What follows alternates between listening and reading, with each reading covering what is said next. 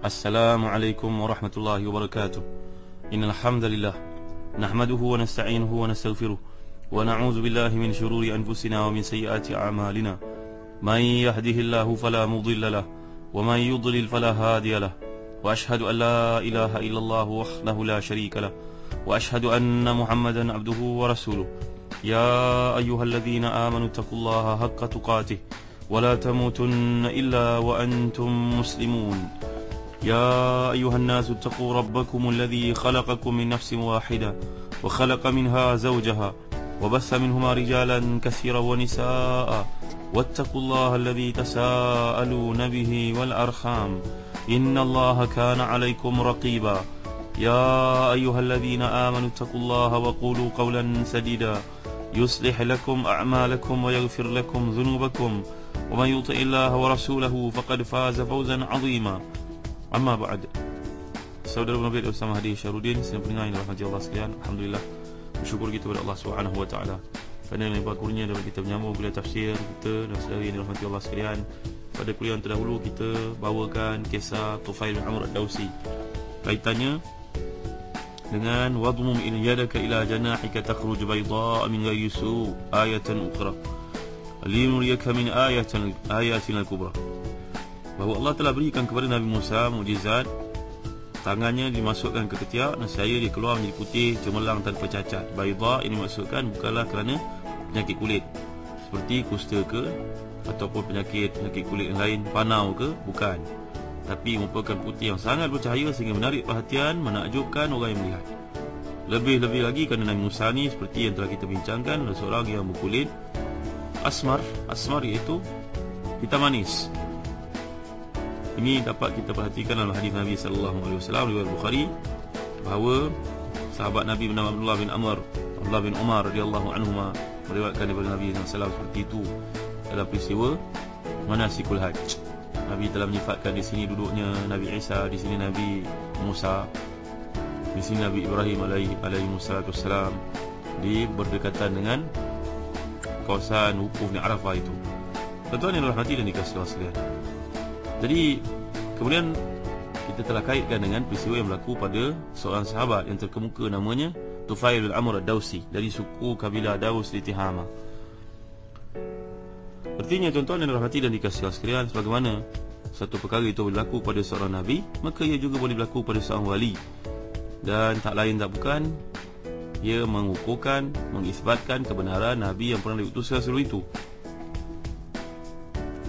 Kita pernah kisahkan tentang Abu Muslim al-Khawlani radhiyallahu anhu yang telah dibakar tapi tidak hangus dia. Dalam satu riwayat, jika Nabi Ibrahim pernah dibakar, maka umat Nabi Muhammad sallallahu alaihi wasallam pun ada yang dibakar tapi diselamatkan Allah Subhanahu wa taala. Jadi Tufail bin Amr ad-Dawsi ini selepas Nabi sallallahu wafat, dia tetap istiqamah dalam Islam, memperjuangkan bersama-sama Abu Bakar radhiyallahu an untuk menentang golongan murtad. Antara yang dimaksudkan di situ itu Musailamatul Kadzdzab. Dan Tufail bin Amr ad-Dawsi ini telah mengajak bersama-sama dengannya berjuang untuk saf orang-orang beriman mujahidin muslimin ini. Anaknya bernama Amr. Tuan-tuan yang mulia Allah sekalian, dalam perjalanan pergi ke Yamamah itu, tiba-tiba dia tidur, dia bermimpi melihat sesuatu, tuan-tuan. Ni sahabat yang Allah kurniakan nur pada tongkatnya selepas minta dialih dari dahinya itu. Dia melihat dalam mimpinya, "Hai sahabat-sahabat sekalian, malam tadi aku mimpilah. Ra'aitu anna ra'si kad huliq wa anna ta'iran kharaja min fami wa anna imra'atan adkhalatni fi batniha wa anna ibni amran ja'ala yatrubuni hafifan lakinahu hila baini wa bainah." Faqalu khairan. Tufail Amr ad-Dawsi ini telah bermimpi melihat kepalanya dicukur, lalu keluarlah seekor burung dari mulutnya. Datanglah seorang perempuan tak semena-mena menangkapnya, memasukkannya ke dalam rahimnya.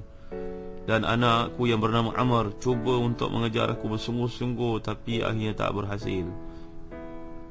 Cerita mimpi ini kepada para sahabat yang turut serta dalam rombongan jihad itu. Mereka berkata, tak ada apa-apa, insya-Allah benda yang baik, khairan insya-Allah. Kita kalau tak mampu tafsir mimpi, jangan mengarang-arang, tuan-tuan. Yang mana mandai, katalah yang baik-baik. Sahabat-sahabat kata, khairan, baik insya-Allah. Duduk termenung, tidak senang dia untuk duduk. Akhirnya dia pun berkata, oh, saya dah dapat idea, saya dapat ilham. banyaklah tuan-tuan berdoa, Allahumma alhimni rusydi wa a'idhni min syarri nafsi. Allahumma alhimni rusydi wa qini syarra nafsi, ataupun Allahumma alhimni rusydi wa a'idhni min syarri nafsi. Ya Allah, ilhamkan kepadaku petunjuk dan selamatkan aku dari kejahatan diriku sendiri.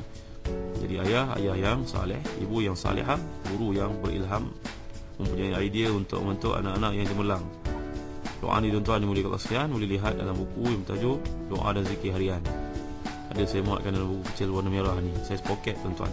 Kalau tuan-tuan nak lihat, juga insya-Allah ada dalam Facebook Ustaz Zahazan Muhammad. Doa untuk mendapat ilham. Ilham dalam apa jua yang kita kerjakan, biar ada bimbingan daripada Allah Subhanahu Wa Taala. Begitu juga satu doa yang kalau kita berusaha hati, amalkanlah. Allahumma rahmataka arju la takilni ila nafsi tarfata ain wa aslih li sya'ni kullah.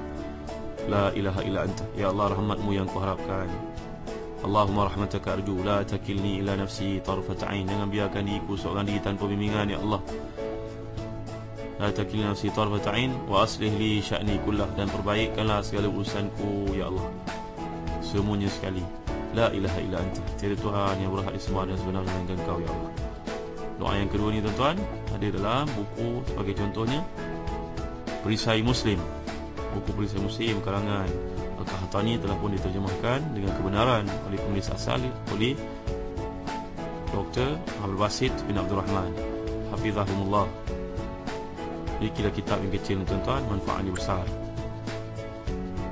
Tuan-tuan ini dimuliakan Allah sekalian. Jadi ini merupakan ilham yang Allah berikan kepada seorang yang saleh. Jangan kita lupa dalam hadis yang sahih riwayat Bukhari Muslim, Nabi telah bersabda, ar-ru'ya juz'un min 46 juz'an min an-nubuwah. Mimpi yang baik itu adalah merupakan 1/46 daripada wahyu yang Allah berikan kepada seorang Nabi. 1/46. Ia bukannya wahyu, tapi merupakan ilham yang Allah berikan, sebahagian daripada wahyu.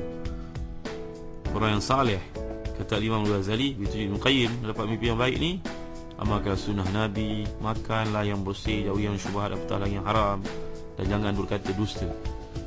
3 perkara ni tuan-tuan, maka Allah beri kepada kita ilham. Kembali pada kisah Tufail Amr Ad-Dawsi ni, mimpinya melihat rambutnya dibotakkan, kepalanya dibotakkan, keluar burung seekor dari mulutnya, dan tak semena-mena seorang perempuan menangkapnya, masukkan ke dalam perutnya. Tuan-tuan, dia pun jawab sendiri, adapun kepala aku dibotakkan, itu tandanya aku akan dipancung.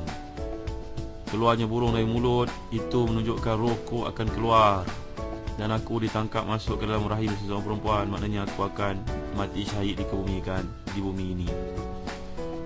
Dan anakku datang mengejarku, tapi dia tak dapat, menunjukkan dia berusaha juga untuk mati syahid, tapi nampaknya belum berjaya lagi.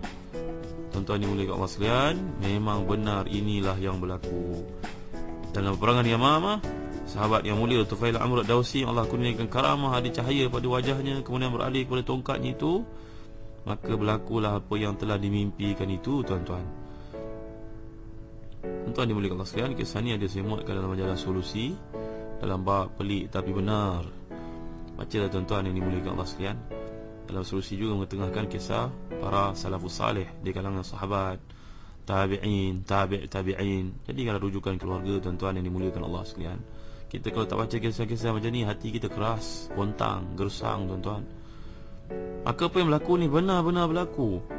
Dalam perangan Yamamah, nampaknya Tufail Amr Ad-Dawsi ni telah pun gugur sebagai seorang syuhada, dipancung kepalanya. Allahu Akbar. Lalu anaknya Amr bin Tufail bin Amr Ad-Dawsi ni berusaha untuk mati syahid juga, tapi nampaknya tidak berjaya pada waktu itu, dan yang menimpanya hanyalah tangan kanannya saja yang putus, dipancung ataupun dilibas dengan pedang oleh musuh Allah SWT, maka dia sudah tidak tangan kanan lagi, tuan-tuan. Bila pemerintahan Umar Khattab radhiyallahu anhu, masuklah Amr bin Tufail ni, anak sahabat yang mulia Allah kurniakan karamah cahaya ni, tuan-tuan. Maka makanan pun dihidangkan, Sayyidina Umar pun duduk, sahabat-sahabat pun duduk. Ni generasi sahabat semua yang ramai. Bila makanan mula nak dimakan, Amr bin Tufail bin Amr Ad-Dawsi ni pun melarikan diri, mengasingkan diri. Dia inferior lah, tuan-tuan, tangannya tidak ada. Sayyidina Umar telah berkata, kamu ni melarikan diri khajalan min yadik, kamu lari kerana kamu malu, tangan kamu sudah tidak ada. Kenapa begitu? Akhirnya dia menjawab dengan telus, betul wahai Amirul Mukminin, saya malu. Lalu Sayyidina Umar telah berkata, demi Allah, kita tidak akan makanan ini sehingga kamu memulakannya.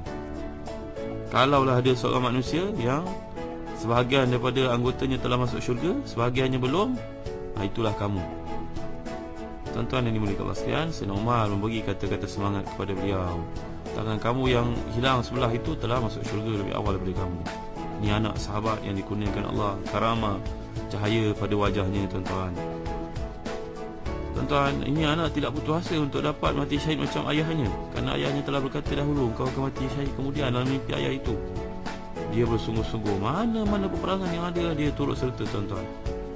Sehinggalah berlakunya perang Yarmuk. Dia pergi bersungguh-sungguh walaupun sudah kudung. Dan akhirnya, tuan-tuan dimuliakan Allah sekalian, dia termasuk di antara seorang yang mati syahid, yang seperti yang ayahnya telah mimpikan itu. Wa ma zala yuqatil hatta adraka ash-shahada allati mannahu biha abu. Dia pun mati syahid sebagaimana yang telah dimimpikan oleh ayahnya. Semoga Allah merahmati Tufail Amr Dawsi ini dan juga anaknya. Dia merupakan seorang syahid dan anaknya pun merupakan seorang syahid. Yang kita nak belajar ni, tuan-tuan dan puan-puan sekalian, merupakan karamah yang Allah berikan kepada para awliya, para wali. Sebagaimana Allah berikan kepada para nabi karamah mukjizat, maka Allah berikan kepada para wali ini karamah. Kemudian datang ayat yang ke-25, tuan-tuan yang dirahmati dan dikasihi Allah sekalian. Qala rabbi shrah li sadri wa yassir li amri wahlul 'uqdatam min lisani yafqahu qawli. Sebelum itu, idhhab ila fir'auna innahu tagha. Allah telah memberikan kepada Nabi Musa ni, karena Allah memberikan kepadanya mukjizat, iaitu tongkat tukar menjadi ular dan tangan yang bercahaya dimasukkan di bawah ketiaknya. Kemudian Allah telah menyuruh Nabi Musa untuk berjumpa, berdakwah kepada Fir'aun. Innahu tagha. Tagha ni, tuan-tuan yang dimuliakan Allah sekalian, kalau kita belajar bahasa Arab, inilah kamus sebagai contohnya Al-Farid, kamus Al-Farid. Itu juga kamus Al-Aziz. Dua kamus yang menarik ni banyak menggunakan, memfokuskan kepada perkataan-perkataan Quran, tuan-tuan yang dirahmati dan dikasihi Allah sekalian. Tagha. Tagha ni maknanya apa? Tagha maknanya tajawazal had. Maknanya dia melampaui batas. Dulu dalam surah Nazi'at kita pernah bincangkan, Allah menggunakan ayat idhhab ila fir'auna innahu tagha. Pergilah kepada Fir'aun, sesungguhnya dia ini melampaui batas. Itu juga surah Al-Alaq, innal insana yatgha. Sesungguhnya manusia itu melampaui batas. Ini dalam ayat yang sedang kita bincangkan ni, tuan-tuan. Allah mengingatkan innahu tagha, sesungguhnya Fir'aun itu dia melampaui batas. Dulu dalam surah Kahfi kita telah bincangkan juga perkataan yang digunakan Allah SWT berkaitan dengan tagha ini. Fakhashina ayurhiqahuma tughyanan wa kufra. Nabi Khidir telah pun membunuh anak itu, dan Nabi Musa bertanya, kenapa dibunuh budak kecil tak bersalah itu?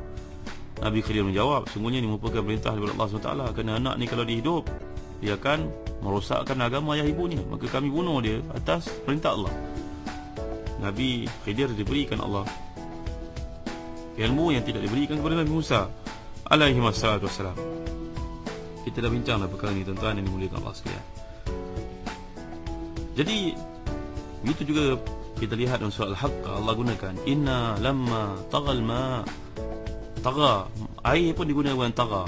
Kalau kita bayangkan banjir yang besar itu tiba-tiba berlaku dalam selip mata, kedai tenggelam, masjid tenggelam, kereta yang besar boleh hanyut, namanya tagha. Taghal ma, air itu sudah melampaui batas. Air ini sifatnya membersihkan, untuk minuman, dalam sungai yang cantik. Tapi tiba-tiba bila dia melampau batas, maka dipinjamkan dalam bab isti'arah. Kalau kita belajar balaghah, digunakan juga oleh Allah SWT. Taghal ma, air itu sudah pun melampaui batasan yang sepatutnya. Itu kita dapat lihat dalam firman Allah Subhanahu wa taala. Ini pentingnya kita belajar bahasa Arab, tuan-tuan yang rahmati dan dikasihi Allah sekalian. Jadi tagut, bila Allah gunakan tagut sebagai contohnya dalam surah Al-Baqarah, faman yakfur bit-tagut, siapa yang kafir kepada tagut. Tagut ni maknanya makhluk atau satu benda yang melampaui batas. Bayangkan patung berhala yang tak ada kuasa tiba-tiba dianggap sebagai Tuhan. Ini melampaui batas, tuan-tuan. Akal yang fitrah yang salimah, yang normal takkan menerima hakikat tersebut. Ini maknanya benda yang tagut benda yang melampaui batas. Patutnya digunakan untuk buat rumah, tiba-tiba jadi sembahan pula.